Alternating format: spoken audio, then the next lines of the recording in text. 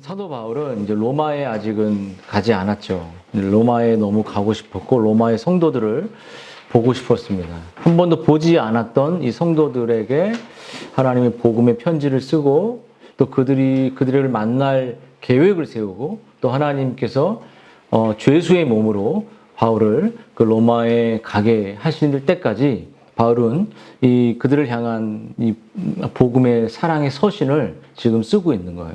그래서 여러분 많은 사람들이 우리가 바울을 볼 때 참 어떤 로마의 성도들을 사랑하는 모습도 크고 또 바울을 볼 때 바울이 정말 어떠한 리더인가 또 어떠한 사람인가 바울이 왜 이렇게 영혼들을 사랑하는 동기가 어디에서 이렇게 나오는가 왜 이렇게 정말 죽음을 무릅쓰고 자기와 관계없는 사람들에게 이렇게 다가가서 이렇게 복음을 전하려는 그 동기가 뭔가 보상을 원하는가 아니면 경제적인 원리에 의해서 이제 바울이 이렇게 열심을 냈는가.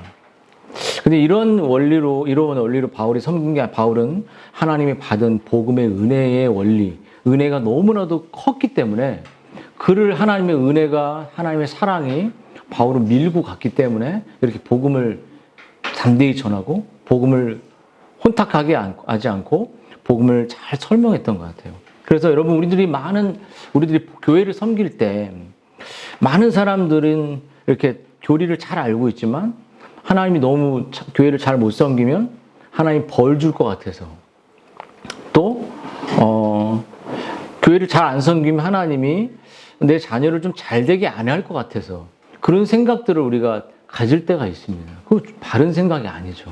하나님 우리 아버지잖아요.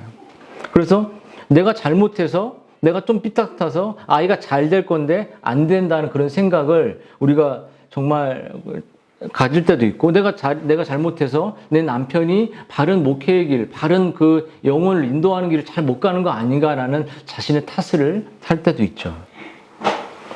그리고 어떤 사람들은 교회에 잘 섬겨서 권사가 되고 또 장로가 되고 어떤 높은 보직처럼 올라가서 군림하고 싶어하는 사람도 있을 수 있습니다.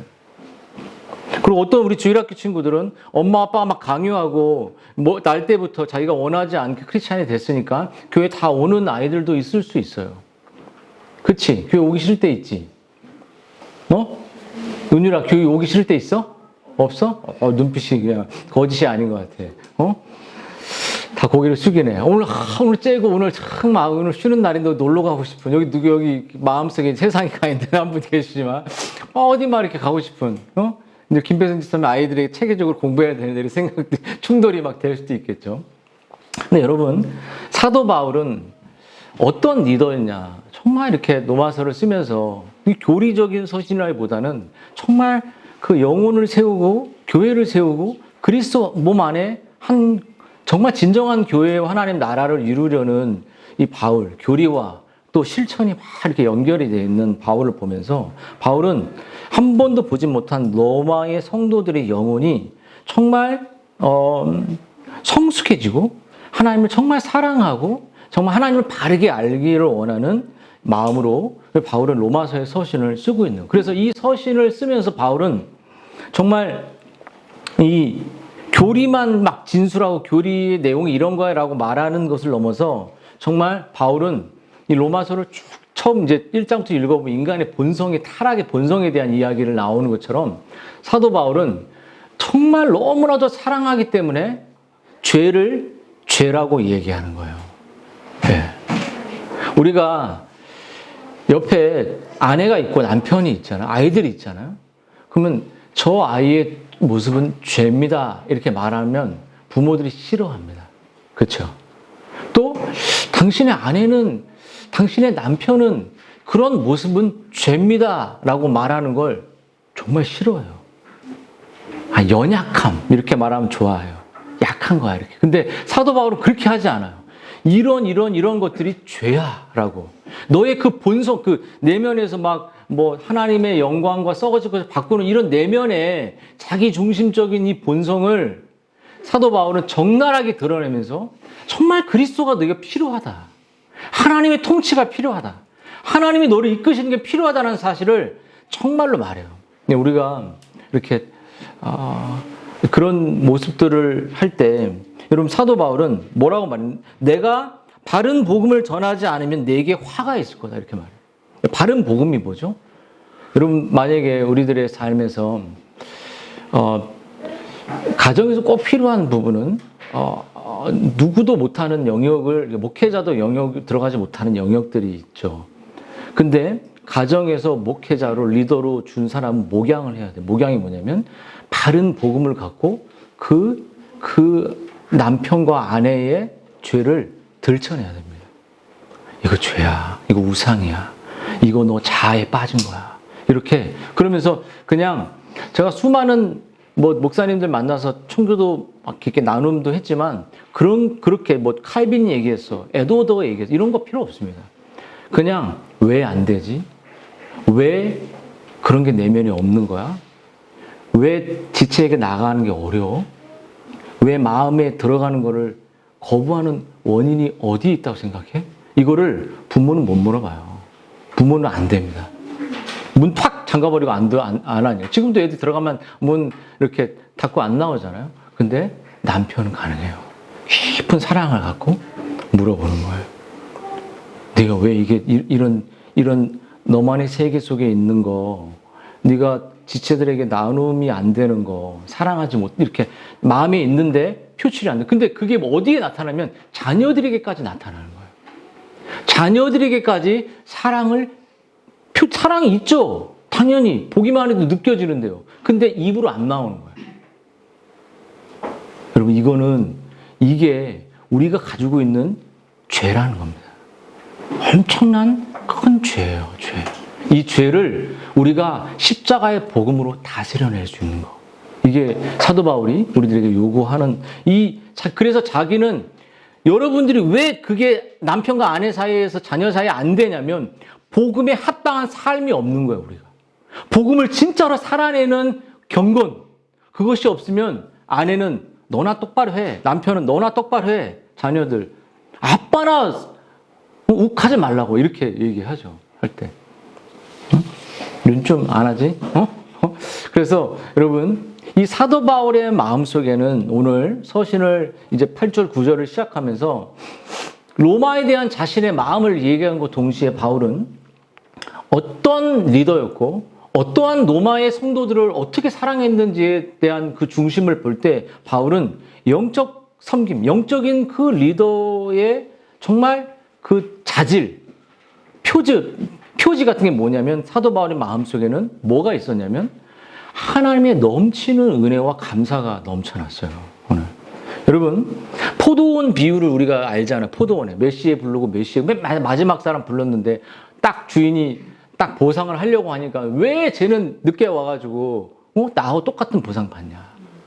여러분 그것은 이미 그 은혜의 원리가 아닌 보상의 원리, 낮은 마음, 불러준 것도 감사한데 구원으로 이끌어준 것도 감사한데 포도원에 넣어준 것도 감사한데 결혼할 수 있도록 해준 것도 감사한데 응?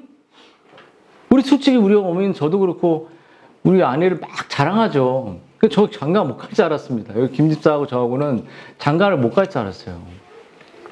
근데 이제 갔으니까 이제 후회는 없는데 근데 여러분 정말 사도 바울의 마음속에는 이런 나를 사용해 주셔서 나를 불러주셔서 내가 가정을 일궈주셔서 이렇게 살아갈 수 있게 해서 이런 그 하나님의 모든 은혜에 대한 그래서 사도 바울은 나의 나된 것은 하나님의 은혜로 된 것이니 내게 주신 은혜가 헛되지 않게 하기 위해서 내가 모든 사도보다 더 많이 수고했고 내가 아니요 오직 하나님 나와 함께 하신 하나님의 은혜 때문에 그렇게 한 것이다 라고 말하죠. 여러분 그래서 여러분의 마음속에 정말 사도 바울이 오늘 이렇게 말하잖아요. 내가 예수 그리스도 말 너희의 모든 사람에 관하여 내 하나님께 감사한다 이렇게 말했어요. 감사. 여러분 정말 감사가 있습니까? 어때요? 여러분 정말 환경이 안 되고 우리의 감사의 수준이 도대체 어느 정도 수준입니까? 오늘 공연을 너무 잘해서 하나님 감사합니다. 아니면 오늘 정말 손님을 많이 보내주셔서 감사합니다. 다 우리가 보이는 감사는 환경과 눈에 보이는, 아이가 좋은 성적을 받아서 감사합니다. 아이가 감사합니다. 영적인 내용이라고는 찾아볼 수가 없어요. 그래서 사도 바울은 그 감사가 어디로부터 나오냐면 여기 보면 in spirit입니다. 정말 자신의 심령 안에서 하나님의 그 놀라운 은혜와 사랑과 용서와 베푸심에 그것이 가슴 깊은 곳에 들어온 것이에요. 그래서 여러분 이 사도 바울이 너의 모든 사람의 내 하나님께 감사하다. 그러니까 하나님께 감사하는데 사도 바울은 나의 하나님 이렇게 말해요. 나의 하나님. 내 하나님께 감사. 이 감사가 나올 때 여러분 한번 가정을 돌아보면서 내 남편을 주셔서 감사합니다. 아이를 주셔서 감사합니다. 또 정말 이런 환경을 주셔서 감사합니다. 이런 감사가 최근에 여러분 마음속에 뭐 병을 낫게 해주셔서 감사 이런 것도 감사이겠죠. 하지만 그런 감사가 있나요? 승민 희연자를 만나서 감사해? 있어 없어 감사가? 있어? 생겼어?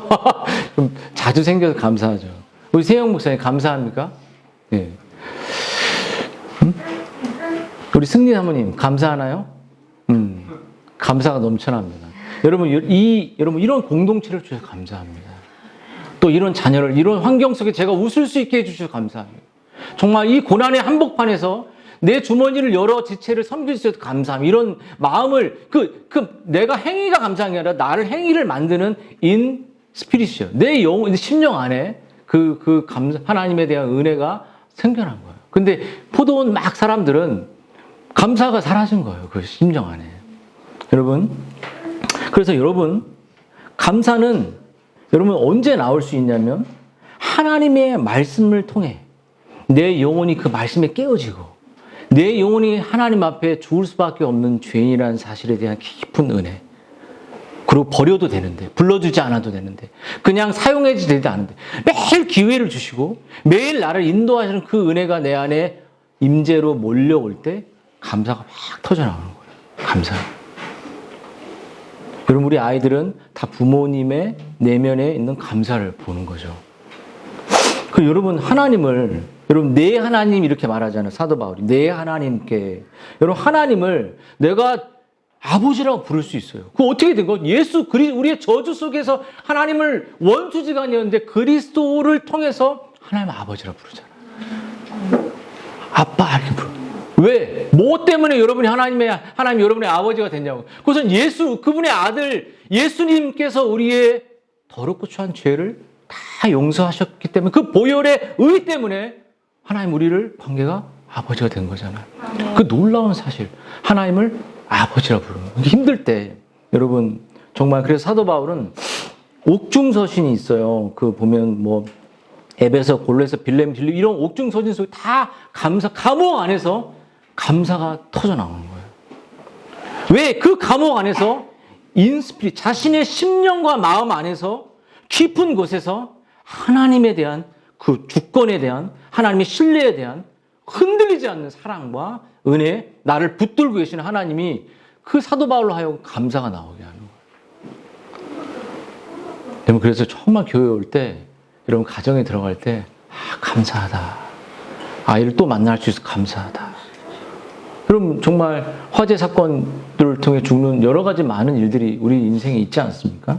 그래서 사도 바울의 감사는 좀 더 구체적으로 넘어갑니다. 근원적인 하나님의 은혜에 대한 감사가 있다면 오늘 사도 바울은 뭐라고 하냐면 로마의 신자들의 믿음이 온 세상에 전파됐다. 그 믿음이 밖으로 영적인 변화가 일어났다는 사실을 통해서 사도 바울은 너무 감사하고 있어요. 먼저 내가 예수 그리스도 말미암아 너희 모든 사람에 관하여 내 하나님께 감사함은 너희 믿음이 온 세상에 드러났다. 그 믿음의 삶이 밖으로 나타났다는 거죠. 여러분 정말 우리가 감사해야 될 게 뭘까요? 아이가 대학 가면 하나님 감사합니다. 직장에 들어가면 감사합니다. 그거 누구나 할 수 있는 감사죠. 근데 여러분이 정말 하나님 내가 이런 감사해보고 싶습니다. 내 아이가, 내 아내가, 내 남편이 정말 예수 그리스도로 거듭나고 변화되어 그의 영혼이 은혜의 생수가 그 심령에 흘러가는 그런 영적 변화가 주신 것을 감사합니다. 여러분, 이런 감사를 여러분이 정말 원하십니까? 아내가 어느 날 내 아내가, 만약 우리 아내, 여러분의 아내가 남편이든 남편에게 전화를 하고 남편이 지쳐서 이제 일이 안 되거나 삶이 풀리지 않았을 때 아내가 우리 하나님께 감사합시다. 하나님이 당신을 지키십니다. 우리 가정을 이끄십니다. 이렇게 하는 아내가 만약에 이렇게 메시지를 나한테 전화한다면 여러분 어떻게 했습니까? 승미 맨날 하니까 식상한가? 그렇게 막 지쳐있을 때 그렇게 말할 수 있다면 남편의 마음이 어떻게 될까요? 정말 은혜로 넘쳐나겠죠. 그래서 이들의 이 로마 성도들의 믿음은 밖으로 드러났다라는, 온 세상에 드러났다, 뭐 전 세계에 빠졌다는 게 아니라 정말 소문이 났다, 변화가 일어난 것처럼 여러분 어느 날 하나님의 은혜가 내 아내에게, 내 남편에게 임해서 어느 날 안 하던 전화를 하는 거예요. 저도 정말 여러분들 전화를 한번 받아봤으면 좋겠습니다. 목사님 어떠세요? 이렇게. 특히 김배성 집사님의 전화를 한번 받아봤으면 좋겠습니다. 목사님 괜찮으세요? 이렇게. 웃어주신 것도 감사하죠. 근데 여러분, 그렇게 정말 여러분, 사도 바울이 가장 인생에서 중요하게 여기는 가치가 무엇인지가 나오는 거예요. 한 영혼의 변화를 감사하는 거예요. 한 영혼의 회심을, 한 영혼의 거듭남을, 한 영혼이 복음으로 바뀌는 것을 너무나도 감사해요. 이 아이가 좋은 대학에 가게 해주십시오. 이 아이가 잘 되길, 이 아이가 뭐 이런 걸로 감사거리긴 하지만 우리의 감사의 내용은 다 그런 것이지만 정말 사도 바울은 로마에 있는 지체들이 변화되어 내 아내를 바꿔주어서, 내 남편을 바꿔주어서 감사합니다. 여러분, 그들은 로마에 뭐 건물이 세워지거나 교회가 만들어졌고 이것 때문에 감사한 게 아니었어요. 왜냐하면 여러분, 그 당대에는 이방인과 유대인이, 그 이방인 얘기, 유대인 얘기 정말 많이 하는 것은 기득권을 갖고 있는 그들이, 기득권을 뺏긴 그들이 매일 분쟁과 미움과 하나됨이 없는 그 상황 속에 있었기 때문이에요. 여러분, 근데 여러분, 그렇게 반목을 겪고 있던 로마 교회 성도들이 사도 바울이 정말 이 서신을 읽고 그 소식을 들었을 때 정말 형제들이, 로마의 성도들이 정말 믿음이 변화되고 바뀐 것을 여러분 사도 바울이 정말 놀랍게 감사한 거죠. 여러분은 어떤 것을 감사하는 자신을 한번 돌아봤으면 좋겠습니다. 아이의 정말 잘됨, 또 정말 어떤 외적인 것을 추구한, 아니면 내 아내가 이렇게 이만큼, 내 남편이 이만큼, 아이가 이렇게 안정적으로 영적이 된 것을 여러분 정말 감사하는지 자신을 돌아봤으면 좋겠습니다. 여러분, 또 한 가지 여러분 감사의 내용을 좀 더 이렇게 좀 확장시켜 볼 텐데요. 여러분, 우리가 무엇을 감사해야 될까요? 그것은 바른 진리로 양들을 목양하는 교회의 리더들에게 여러분 감사해야 됩니다. 교회로 말하면 목회자가 될 수 있고, 가정으로 말하면 아빠, 엄마가 될 수 있겠죠. 여러분, 자신이 사역자로 섬기는 사람들에 대해 깊은 감사해야 하는 마음은 영적인 이 섬김에서 필수적인 겁니다. 여러분, 지체들의 영혼의 안전을 살피고 돌보는 목회자가 있다는 것은 정말 행복한 일이에요. 그래서 오늘 디모데도 잘 다스리는 장로들은 배나 존경할 자로 알되 말씀을 가르침에 수고하는 이들에게 더욱 그리해라, 이렇게 말했어요. 여러분, 이 말이 무슨 말이냐면, 여러분, 바른 진리로 우리를 이끌고 바른 진리로 가정에서 리더를 잡고 나가는 부모에게 그 권위를 감사하다는 건 인정한다는 거예요. 여러분, 목회자가 말씀을 따라 신자를 다스리고자 할 때 그것을 하나의 성도님 이렇게 지체님 이렇게 했으면 좋겠습니다라는 것을 제안으로 들으면 안 됩니다. 제안. 여러분, 제안이라는 것은 방점이 그 제안을 받는 사람의 결정에 달려 있어요. 그렇게 할 때 그 결정의 권자는 목양을 받는 사람이 된다는 거죠. 여러분, 그것은 권위를 가진 단어를 가지고 사용할 때 거기에 맞지 않는 거죠. 여러분, 목사의 권위, 가정의 리더의 이 권위는 목사 개인의 본성인 어떤 인간적인 것에서 그 권위가 나온 것이 아니죠. 그것은 목자장 되신 예수 그리스도와 하나님의 양떼와 하나님의 집을 향한 뜻을 계시하신 말씀을 통해서 주신 권위예요. 그래서 목자는 가정의 목자든 교회의 목자든 자신이 목자로서 권위의 토대가 하나님의 말씀에 대한 분명한 이해와 합당한 적용, 그런 삶, 합당한 말, 그리고 양들은 말씀에 대한 이런 이해와 합당한 적용에 따라 정말 그 리더들의 권위를 하나님의 말씀을 맡은 하나님의 말씀의 권위로 받아들여야 된다. 여러분, 디모데에서 데살로니가 이런 말합니다. 이러므로 우리가 하나님께 끊임없이 감사함은 너희가 우리에게 들은 바 하나님의 말씀을 받을 때 사람의 말로 받지 아니하고 하나님의 말씀으로 받음이 이는 진실로 그러하도다. 이 말씀은 또한 너희 믿는 자 가운데 역사한다. 여러분이 정말 가정에서 아빠가 엄마가 하나님의 말씀을 증거할 때, 남편이 아내에게 말씀을 증거할 때 그것을 하나님의 말씀으로 진짜 받으면 역사가 일어나는 거예요. 여러분, 교회에서 목회자가 하나님의 말씀을 증거할 때 하나님의 말씀으로 받는데 거부하는 사람이 있다는 거예요. 듣지 않는다는 거예요. 본성적으로 거부하는 거예요. 이것을 거부하지 않고 여러분이 아멘으로 성령의 은혜로 받을 수 있다면 거기에 역사가 나타나, 변화가 나타나고 거듭남이 나타나고 영적인 능력이 나타난다. 여러분, 신자가 성령의 함께 하심과 인도하심을 받고 동행해야 하는 것처럼 양들은 목자의 성경적인 지도와 목양을 기뻐하고 하나님께 감사하며 감독과 이 지도를 받아야 한다는 거예요. 그러면 여러분, 목회자는 정말 그렇다면 여러분, 정말 어떤 리더에게 감사해야 할까요, 우리가? 어떤 리더가 정말 하나님을 잘 섬기는 그러한 사도 바울 같은 리더일까? 그것은 목양을 할 줄 알아야 됩니다. 목양은 신방 가는 거 말하는 거 아닙니다.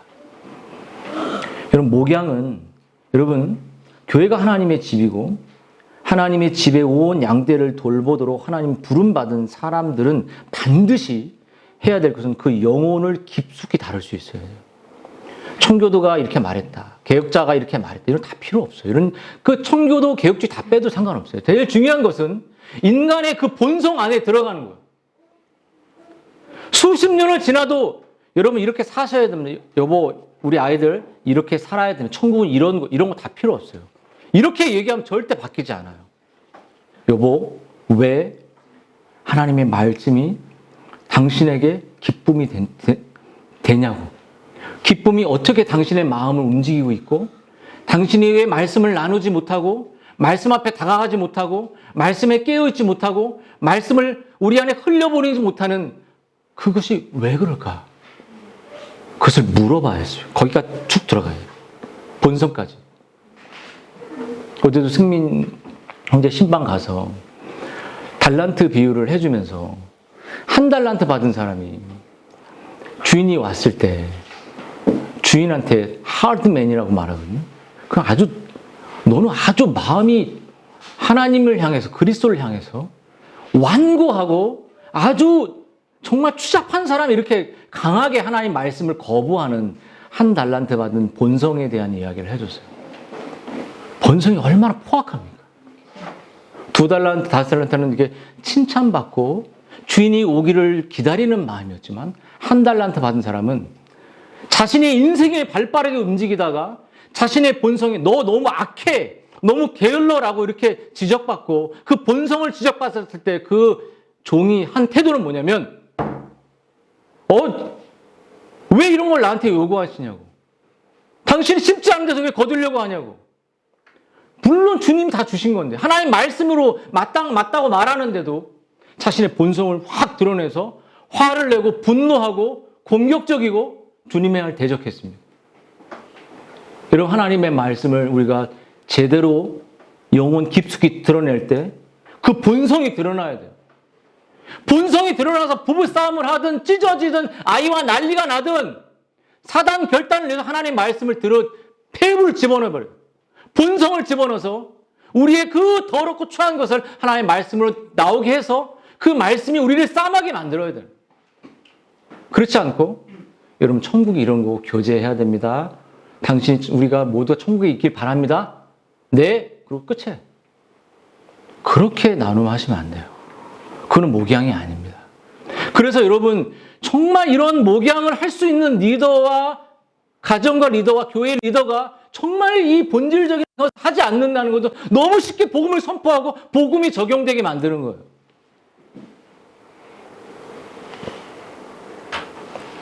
여러분, 만약에 목사로 부름받고 여러분이 리더로 부름받았다면 이러한 목양의 자질을 갖고 있어야 돼요. 이건 막 뺨때기 때리고 막 이렇게 하라는 게 아니라 정말 그 내면에 들어가서 그것이 연약함이 아니라 죄라는 사실을 드러내줘요. 여러분, 수용을 못하는 사람이 여러분 풀장에 안 좋은 요원으로 우리가 고용할 수 없잖아요. 그렇죠? 생명이 걸려 있으니까. 여러분, 수용을 하더라도 자기 몸을 물에 띄우는 사람 역시 그냥 그 정도밖에 안 되는 생존 수용만 할 수 있는 사람도 안 좋은 요원에 들어갈 수 없습니다. 아무리 자격증이 있고 아무리 신대원을 졸업하고 아무리 목회자가 되고 아무리 라이센스가 탁월할지라도 그 목양으로 깊이 들어가지 않고 에베소서 로이존스를 얘기하고 교리를 얘기한다 할지라도 그 본성 깊은 것으로 우리를 들어가지 않는다면, 칼빈이 얘기했어요, 루터가 얘기했어요, 브라켈이 얘기했어요, 다 필요 없습니다. 그것이 당신의 아내와 남편의 내면에 무슨 관계가 있냐고. 아예 그 본성 깊은 것을 보고 깨닫게 합니다. 여러분, 솔직히 이런 일이 어렵죠. 그래서 하나님은 정말 구약에 하나님의 성전을 지을 때 하나님은 성전에 그 규범을 주시고 설계도를 주시고 또 부살레이나 그런 성전을 짓는 사람을 세우시고 그 성전을 온전하게 세울 수 있는 능력을 부으시죠. 사랑하는 여러분, 여러분들의 마음속에 정말 만약에 이런 리더가 가정에 있다면, 이러한 리더가 교회에 있다면 감사해야 됩니다. 여러분의 영혼을 어루만지는 거예요. 저는 사도 바울은 감사 내용이 영적 변화잖아요. 영혼의 변화밖에는 관심이 없어요, 사도 바울은. 영혼이 얼마나 행복하고 영혼이 얼마나 기쁜지, 그 영혼이 무슨 생각을 하는지 답답해 죽을 것 같아야지. 여러분, 어떻습니까? 지체들의 영혼의 상태가 어떤지 궁금한가요? 한 주간? 정말 저 영혼이 어떻게 잘 지냈는지, 그냥 교회 왔다 가는지. 여러분들의 습관 중에 하나가 뭐냐면 거절하는 습관이에요. 거절. 뭘 하면 이미 딱 거절해버려요. 더 이상 묻지 마. 그거 엄청 큰 죄예요. 죄. 못 들어오게 이미 타단해버려요. 이미 한 달, 1년, 25, 10년 만났어도 어제 만난 사람 새로운 사람이에요. 그것은 누구의 문제가 아니라 본성에 거절하는 이 본성이 타락한 문제예요. 여러분, 그러므로 여러분, 사도 바울은 이렇게 하나님의 복음을 전하는 리더로 우리가 감사해야 되지만, 사도 바울은 어떤 리더였냐, 어떤 목회자였냐, 그것은 오늘 19절 한 절만 하고 마칠 건데요. 그것은 사도 바울은 한 영혼을 깊이 사랑하는 마음을 갖고 있었습니다. 그럼 사도 바울은 영혼의 영적인 상태를 면밀하게 살피는 영혼이에요. 복음만 선포하고 땡! 그게 아니에요. 그 영혼이 왜 그래? 그 영혼이 왜 말씀을 못 나눠? 그 영혼이 왜 말씀 앞에 못 나아가? 그 영혼은 왜 그렇게 살아? 왜 혼자 있어? 이런 것을 늘 몸부림처럼 몸이 막 죽을 것 같은 거예요. 여러분, 오늘 9절이 뭐라면 내가 그의 아들의 복음 안에서 내 심령으로 섬기는 하나님이 나의 증인이 되시거니와 항상 내 기도에 쉬지 않고 너희를 말하며. 여러분, 바울은 하나님이 이루신 일도 감사했지만 여러분 늘 사도 바울의 마음속에는 그 영혼의 변화와 영혼의 움직임을 너무나도 사랑했던 사람이죠. 그래서 사도 바울은 먼저 여러분 뭐라고 말하냐면 내가 그의 아들의 복음만 내 심령으로 섬기는 하나님이 나의 증인이 되시거니와 내가 항상 기도에 쉬지 않고 너희를 말했다. 이렇게 말하면 여기 또 똑같은 내 심령으로 섬기는 하나님 이렇게 말해요. 그 심령으로 하나님 앞에 영혼들을 위해서 기도했고 몸부림쳤다는 것을 내가 설교 딱 하고 그냥 끝나는 목회자가 아니라 그 영혼의 내면까지 들어가려고 몸부림친 기도했던 내 사람이 하나님의 증인이다. 자신의 정당성을 이렇게 말하죠. 근데 여러분 참된 리더가 정말 리더들이 해야 될 게 뭐냐면 오늘 사도 바울이 내 하나님, 내 섬기는 하나님 이렇게 똑같고 또 얘기하잖아요. 이게 뭐냐면 여러분의 마음속에 하나님이 내 하나님, 나의 섬기는 나의 아빠가 진짜 될 때 누군가를 위로할 수 있습니다. 무슨 말인지 아시겠습니까? 여러분 우리는 많은 청교도 얘기하고 교리 얘기해서 그것이 위로를 소위 하이델베르크에서 우리의 위로는 하나 이렇게 얘기하는 것도 중요하지만 진짜 중요한 것은 하나님이 내 하나님이 돼요. 내 하나님. 다 나를 공격할지라도 하나님이 내 하나님이 될 때 여러분 많은 우리 사도 바울이 함께 배를 타고 로마를 향하는 지중해 강력한 폭풍을 만나서 희망이 사라진 이 사람들을 사도 바울이 같이 있었죠. 그때 사도 바울은 뭐라고 말하냐면 너희 중에 내가 너희를 권하노니 이제 안심해라 이렇게 말해요. 내 섬기는 하나님이 사자가 어제 밤에 내 곁에 서서 말하되 바울아 두려워하지 마라. 내가 가이사 앞에 서야 하겠고 또 하나님께서 너와 함께 항해하는 자들을 다 내게 주셨다. 여러분 이렇게 말해요. 여러분 마음속에 지체들이 이렇게 지쳐 있잖아요. 그때 내 섬기는 하나님을 끄집어내는 거예요. 내 섬기는 구주를 끄집어내서 내 섬기는 구주가 너를 지킬 것이다. 내 섬기는 구주가 너의 먹거리를 채울 것이다. 안심해라. 이런 리더가 교회에 필요한 거예요. 무슨 말인지 아시겠습니까? 쥐어짜고 그런 것이 아니라 여러분 정말 리더, 진짜 리더는 그 고난의 풍파의 자녀들이 막 아내가 남편이 막 부들부들 떨 때 안심하라. 애들이 여기 무슨 생각이 있겠어요? 부모가 있으니까 안심하고 돈도 조금 쓰고 편안하잖아요. 그러면 여러분 사도 바울은 그렇게 한 영혼을 하나님의 그리스도를 끄집어내서 그들을 위로함과 동시에 그 영혼을 위해서 기도를 쉬지 않는 사람이었습니다. 그리고 그 기도를 자기가 쉬지 않고 기도를 쉬지 않았다는 건 끊임없이 복음을 증거하고 복음의 서신을 쓰고 그들에게 다가가서 진리를 증거하고 설명해 주는 것을 그 진실하다는 것을 하나님이 증인이에요. 만약 하나님이 내가 이 구절에서 잠을 이룰 수 없었어요. 하나님이 정말 증인인가?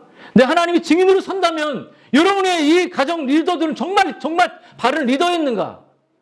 제가 증인이 아니라 하나님이 증인이라면 정말 가정의 책무를 다 했냐고 묻는 것이죠.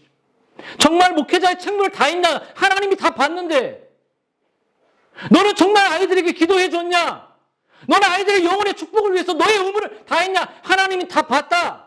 목격자잖아요. 근데 증인이에요? 그 자신의 정당성, 자신의 그 신실한 리더의 증명성을 하나님의 증인에 두고 있는 거예요.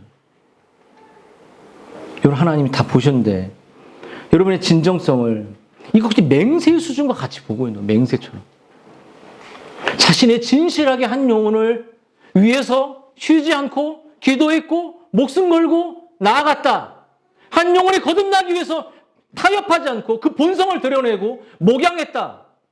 목양했으면 이렇게 됐겠습니까?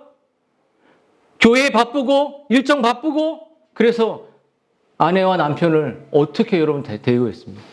그의 영혼에 여러분이 개혁주의를 말하고 뭐 할 수 있지만 아이들의 영혼이 정말로 하나님을 사랑하는지 거듭났는지를 그 영혼이 왜 어둠 속에 있는지를 돌아보지 않았잖아요.